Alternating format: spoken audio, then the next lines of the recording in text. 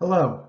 It's common these days for archaeologists to open up their excavations so the public can come and see the process of archaeology, to engage with what's happening and understanding the research questions and the finds and findings.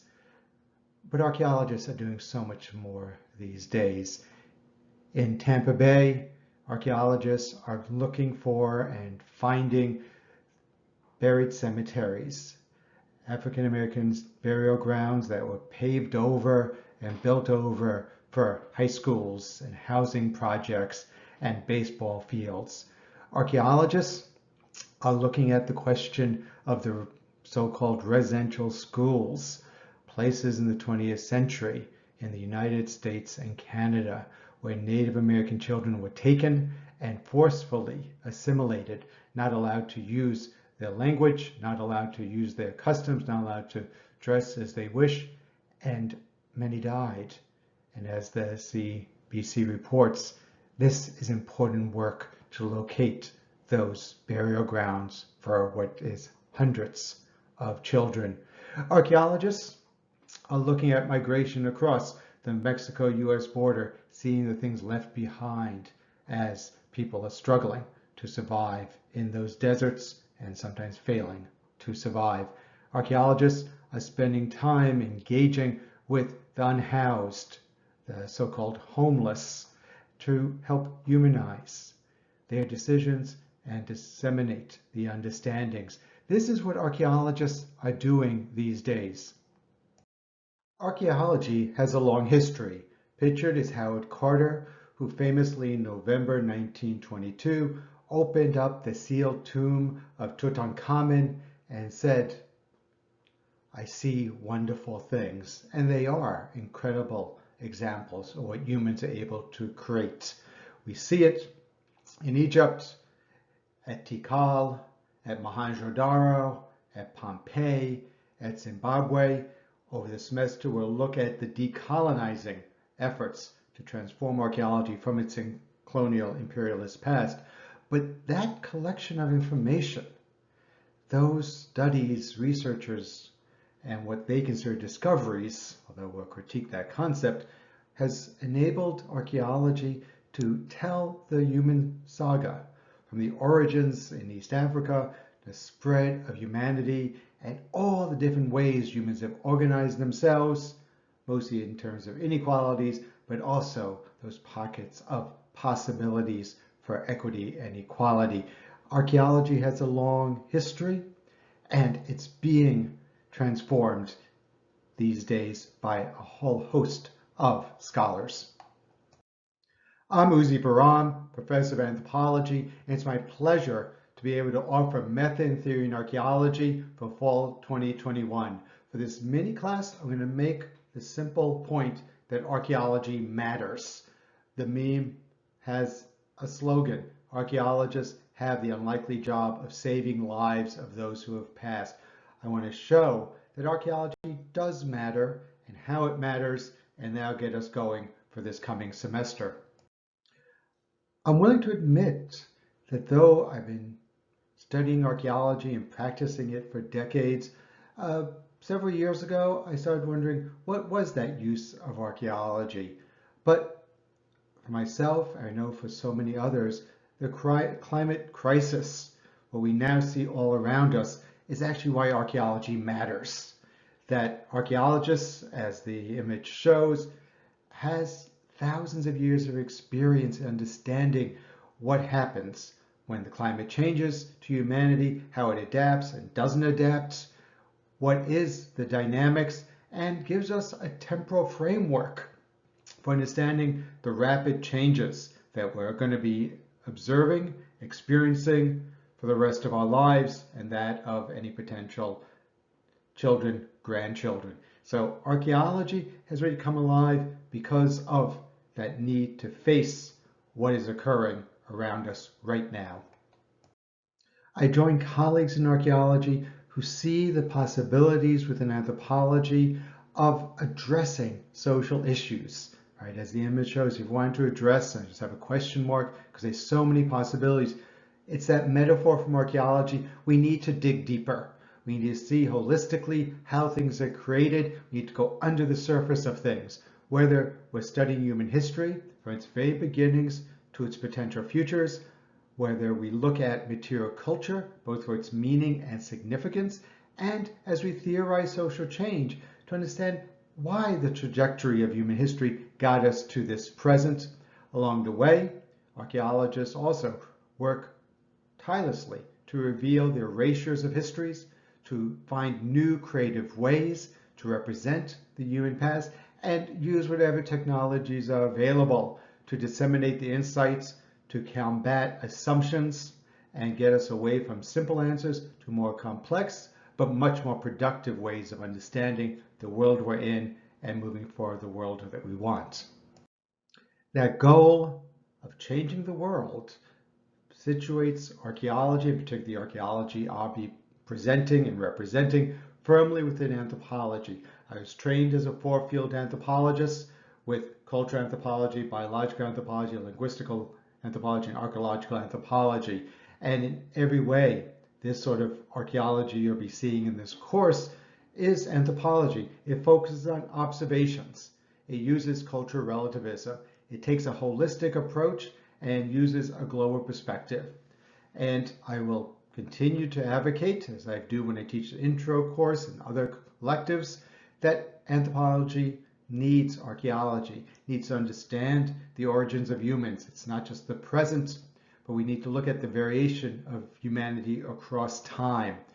Material culture and cultural landscapes are so much a part of our world and guide our world. Be able to look at it closely, understand it, and ultimately look at the roots of the present, see where the present came from. It wasn't always. When was it? And looking at particular aspects makes for a much richer anthropology. We're in a really interesting period of time in the history of science for archaeology and anthropology. I was trained in what was known as the theory wars of the 1980s, and then that gave way to the multiplicities of the 1990s.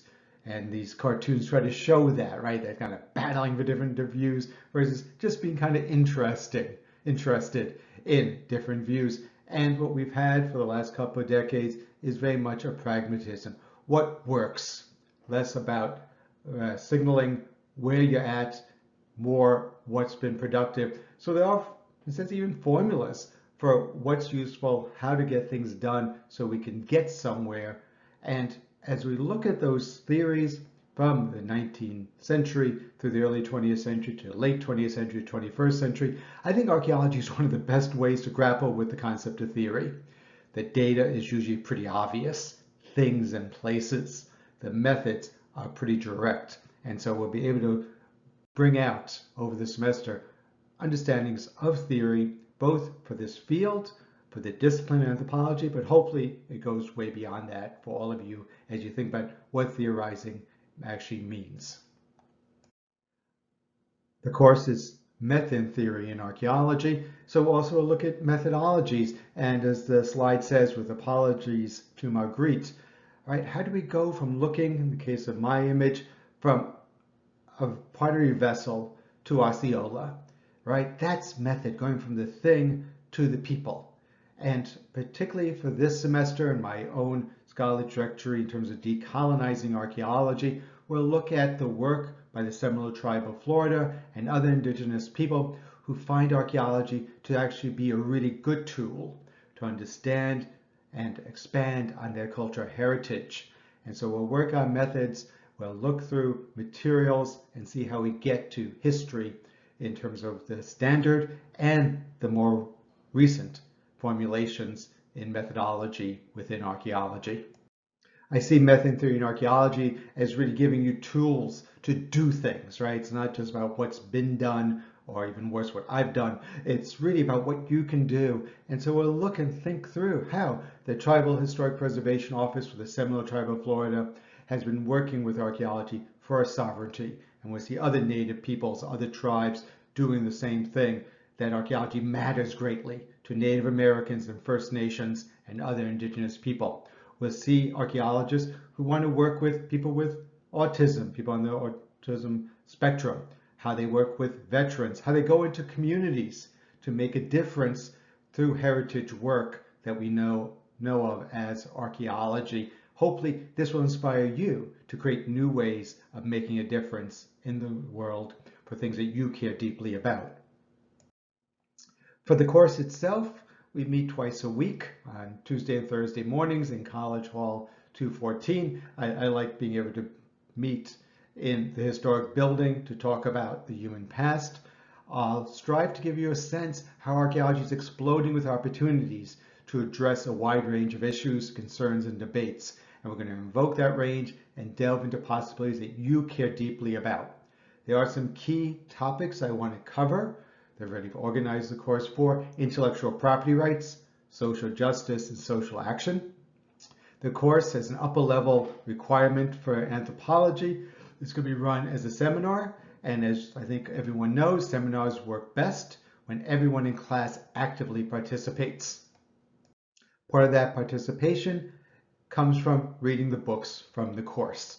I have 4 books. One is a book on theory in the 21st century that we can use as kind of a textbook. Another one is a case study for intellectual property rights with a nice title of Archaeology, Sexism, and Scandal. It's things I care deeply about and want to share with you and explore with you. We'll also look at a case study in archaeological work that tries to make a difference with homeless heritage. And we'll look at, because I want to constantly be stressing that all this is done by real people, 25 case studies in research practice where archaeologists are willing to lay out how they did the work, where they were successful and where they weren't successful. So you can see that process of research and how much goals change and how many times they actually reach success. The course is organized week by week. I have a syllabus that's available on Canvas that lays out the topics that we'll be covering. The word cloud is meant to give you a sense of some of the major concerns that I repeat over and over again on the syllabus. Archaeology, heritage, ethics, representations, belongings, landscapes, justice, theory. These are all things that we will be grappling with often over the semester. We'll do our best to go over to the New College Public Archaeology Lab to look at some of the materials that I have there from my recent excavations in Bradenton on the early 19th century Maroon community of Angola. We'll also talk about kids programming, including the coastal peoples of the 19th century, Sarasota Pass program, and use some of the replicas and tools there to make this, as you can see in the slides, hands-on for the theory and methods that we'll be grappling with. For the course, I'm a stickler for attendance. You come and you participate. That's what makes it a seminar. I've decided for this semester to have a large number of small assignments, as you can see, mostly in-class presentations. You will have a chance by the end of the semester for the final assignment to use the framework we're discussing for an archaeological study of a contemporary social issue that you choose. And so we'll spend some time thinking about out loud what you care passionately about, where do you want to make a difference in the world, and we'll use the tools from the course for you hopefully to reach at least the framing of that work, or maybe even reach some data that helps you get there. Our first class session is Tuesday at 10:30 in the morning in College Hall 214. And you'll see on the syllabus when you find it on Canvas, and please email me for access to Canvas, I'll ask you first to read chapter 1 of Archaeological Theory in the New Millennium. You can find this book in the bookstore, online. There's a copy on reserve at the Cook Library. And if you use your New College ID, you can go through the New College Library online to USF Online and find a free copy of the book. In other words, you can find this book almost everywhere. So please read that first chapter. And over the semester, you'll see on the syllabus occasionally optional readings. So I'm hoping you get interested in these readings. I'll invoke them. The survey of archaeology in 2019, the work on decolonizing archaeology with the nice title, Keep Calm and Decolonized, and a recent piece in American Antiquity that lays out the future of archaeology. And so this gives us a chance to really get going from the first day of class to some of the major issues and concerns that we'll be looking at. That last reading hints, really suggests and actually acknowledges the future of archaeology. I started the presentation with what archaeologists are doing today in trying to make archaeology matter to address various social concerns. I talked about the history of archaeology and then how it fits within anthropology. Many of my colleagues, and I join them, and I say, I think this is appropriate in a course, right? A course has content, it has framing, it has assignments, and it has an argument. And you can critique the argument, you can criticize the argument, you can build on the argument, you can go in digressions on it, but there's something central. And I'll follow the argument and present it that the future of archaeology is anti-racist. And we'll explain that, we'll work it through, and we'll see at the end of the semester how well that actually plays out. I do think archaeology, as part of anthropology, has this as a central concern and can reach success with it. I hope you all can join me in that quest, and I look forward to seeing you on Tuesday. Goodbye.